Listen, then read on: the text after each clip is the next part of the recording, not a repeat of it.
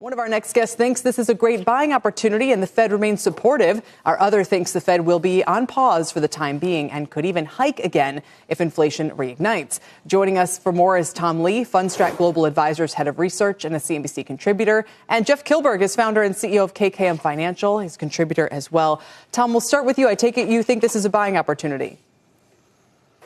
This is another buying opportunity in our view. 2024 has proven to be a year where the market's been strong and it has eluded many opportunities for sustained weakness. I know yesterday's pullback was really painful, but to us, I think the fundamental supporting stocks are intact, and I think it's a good opportunity for investors here. A good opportunity for investors. Jeff, I take it that you feel is differently putting it too strong? Well, I don't disagree with Tom on the fundamental side of it, but I think if you look at where we're at with the interest rates, what's on the horizon from taxes, tariffs, and deficits, I really have to be considerate of what happened yesterday. It was the second largest move in the VIX we have seen. And historically speaking, Kelly, Tom is right. A month after that spike in the VIX, you see the S&P 500 higher. However, I don't think we can lean on history here due to the fact that we've seen stretched valuations in the top 10 names of the S&P 500. We've also seen just a straight line up. If you look in the last 2 years, back-to-back years of above 25%, we've become conditioned that the market's just going to continue to move higher, thanks by and large to the Fed dovishness and their $7 trillion balance sheet. So I'm looking, I know Tom wants to back up the truck here. I have the truck running, but I'm not ready to back it up yet. I want to see this more process, reset valuations. I think that's going to be the next couple months, possibly the first quarter, because we've become too conditioned, Kelly, to markets repricing in a day. I have to go back to my 30-year career and understand that we will see reset valuations more of a quarter or two, not just a day or two. You know, Tom, this has been a bit of a slide for the Dow, to put it mildly. We had 10 down days in a row. You say you saw signs of capitulation yesterday as it was a 90% down day. I did, Tyler. As context, the market has been bleeding lower. If you look at internals for the last 10 days, yesterday looks capitulatory because not only did we have a 90% down day, but the VIX, the spot VIX, exploded by 75%. There's only 4 times in history where it's risen 60% in a day. So yesterday was the 5th time in its 35-year history. Of those 4 times, the market recovered all of its losses within a week, 3 out of the 4 times. The 4th time it took a month. So I think what you had was people panicking to get out of what they thought was a momentum trade that's ending because we're so close to year end. But here's the interesting thing. The forward VIX futures curve barely moved. So it was almost as if people were seeking protection through the VIX yesterday. In the latest twist of events, Nvidia's stock has slipped below its short-term moving averages, a move that has undoubtedly sparked intense discussions among investors and analysts alike. The fluctuation has left many pondering the future trajectory of Nvidia, a stock that has, in many ways, become the darling of tech equity markets. While CNBC's Jim Cramer rings alarm bells with predictions of an impending market correction, some analysts see a potential silver lining that could reinforce Nvidia's remarkable run. Nvidia's journey over the past year has been nothing short of spectacular, with its stock price experiencing a staggering surge of 174%, making it a focal point for market observers. The pressing question remains, is this current dip the calm before an inevitable storm, or is it simply a minor hiccup in an otherwise stellar ascent?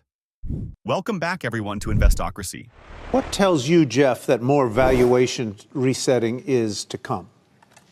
I think due to the fact that we only had one down day, Ty, typically when you see prices reset or revalue, you have consecutive down days. And those consecutive down days bring along margin calls. And you saw Interactive Brokers head talk about his concern of margin being used on the Mag 7. So when I look at a day like today where you're seeing passive indexes buoy the overall 3 major indices, Nvidia, Facebook, these names are coming back because you're seeing people deploy cash in a passive index. So I do get concerned about that short-term volatility, but I'm going to embrace this volatility over the next month or two because I don't think history is going to line up. This is not going to be the same way. We've seen a straight up move ever since last November, and especially since November 5th after the election results. So I do have concerns short term, but I am cautiously optimistic at 2025. But there's going to be more volatility. This was like a depth charge that went underneath the water. There will be ripple effects. Tom, let's talk about the small caps for a minute, because they have these kind of moments where they look really promising, they go on a tear, and then it just stalls out. And a lot of investors are feeling frustrated and wonder if it's worth sticking around.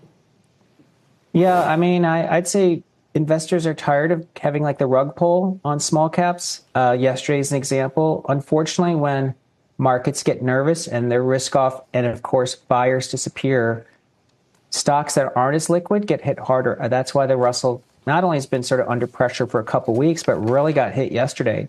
But do we think anything has undermined what makes small caps attractive the next 5 years? It's still in place. I mean, they've underperformed the last 10 years by the second largest magnitude in the last 125 years, except for 1998. So not only are they derated, but now we have a roadmap of deregulation, possible mergers, at a time when financials, which is a huge weight in small caps, look more promising, and things like biotech, which is a huge weight, also look more promising with deal activity. So I actually think this is, again, another chance to buy a dip. The current buzz around Nvidia's stock is a classic tale of market ebbs and flows, something seasoned investors have seen time and again. On one hand, there is CNBC's Jim Cramer, lending his voice to the fray with a somewhat ominous warning of a potential vicious reversal. Still no crescendo moment in Nvidia. It will happen, just not yet. The reversal will be vicious, though, and fast, he forebodingly conveyed on X, formerly known as Twitter. The situation marks a delicate moment where Nvidia recently closed 1.68% lower at $132, feeding concerns but also prompting questions if this is truly a sign of things to come or merely an overcorrection in an otherwise resilient market. Adding further complexity to the narrative is the ongoing antitrust probe by Chinese authorities, a factor that can't be easily dismissed. The probe, focused on Nvidia's 2020 acquisition of Mellanox Technologies, hints at a deeper skepticism from China regarding whether Nvidia's consolidation strategies might limit competition in a key market. It's the sort of global drama that would compel a Wall Street veteran to settle with popcorn in hand, eagerly awaiting the next act. But before going on with the video, are you into cryptocurrency? If so, check out our second channel, Investocracy Crypto. We bring you breaking news, expert analysis, and the latest trends in the fast-moving world of digital assets. Whether you're a seasoned crypto investor or just curious about the future of finance, we've got something for you. Click the link in the description to subscribe to Investocracy Crypto now. Don't miss out and stay ahead of the game. Now, let's get back to the video. Today, looking at what S&P revenue has done in the face of declining inflation, and your general point is that real revenue has accelerated, and that kind of explains why equities have been so resilient. That's right, Carl. As you know, many investors and pundits thought as inflation fell, and it's been cut in half in the last 2 years, that would cause revenue growth not only to hit a wall, but that earnings would stall. But instead, S&P revenue growth is going to be over 5% this quarter. And on a real basis, that's over plus 2%. And that's the strongest. It's really one of the strongest numbers in more than 2 years. And so it is a really high quality earnings season so far. And, close to 80%, or actually more than 80% are beating earnings so far. So it's a good beat season, but it's early. Right. And how much of it is due to financials? Is any kind of tailwind, although we heard various comments about this, if a Fed tailwind does exist, is it likely to affect other areas of the economy as much as the banks? Well, in your opening comments, you talked about industrials, and that's something to watch because last week financials reported, and it was, pretty much universally better than expected, and financials are doing really well year to date. But the other group that's very sensitive to the Fed cutting would be industrials, and there's a lot of industrial reports this week. It's about a quarter of the S&P, but I'd say it's so far so good. And again, industrials are doing well in the face of an ISM that's kind of been at rock bottom for. However, amidst these cautious tales emerges a contrarian perspective as lively as an unexpected Friday market rally. Steven Strazza of All-Star Charts offers a different view entirely, reminding followers that momentum not even close to oversold. He points to a clean support level for the stock and extols the market's resilience. The semiconductors, he argues, are bouncing back with the Magnificent Seven hitting new all-time highs, suggesting a renewed vibrance within the sector. Analyst opinions continue to stir the pot, offering a rich tapestry of perspectives. TF Securities analyst Ming-Chi Kuo draws parallels to the lengthy Qualcomm antitrust saga in China, suggesting a long road ahead for Nvidia. Yet, amidst these cautious insights, optimism shines brightly as Benzinga reports a consensus price target of $170.56, implying an 18.11% upside for Nvidia, based on ratings from a diverse pool of 40 analysts. This robust array of forecasts ranges from the conservative $120 by New Street Research to an optimistic $220 by Rosenblatt. If stock predictions were a comedic stage, Nvidia's tale might be punctuated with the classic jest, "Why did the stock cross the road?" to get to the other side of volatility. This humor underscores the inherent unpredictability and the dynamic nature of the financial markets, especially for a tech giant like Nvidia. But before going any further, if you made it this far into the video, thank you. These videos take a lot of effort and time to make, so if you enjoyed them, please hit the like button and subscribe to the channel. This goes a long way in helping us grow. That said, back to the video. I've been fooled by seasonality because I figured from September to Election Day, markets would be very tentative because this is an extremely close race. This is a coin toss, according to Nate Silver. But something that Stan Druckenmiller said last week might explain a lot, that markets are betting that Republicans could take the Senate, and that actually could ignite animal spirits. So there may be underlying momentum that the Republicans take parts of Congress, and that's why markets are bullish.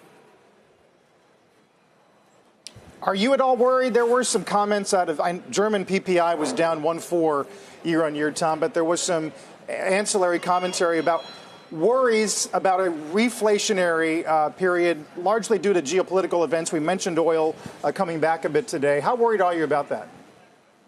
Well, I think that headline CPI could definitely get affected because oil moves dynamically, and it has an almost immediate effect on headline CPI. And we know transport costs have also spiked recently. Part of it's seasonal, but that affects headline.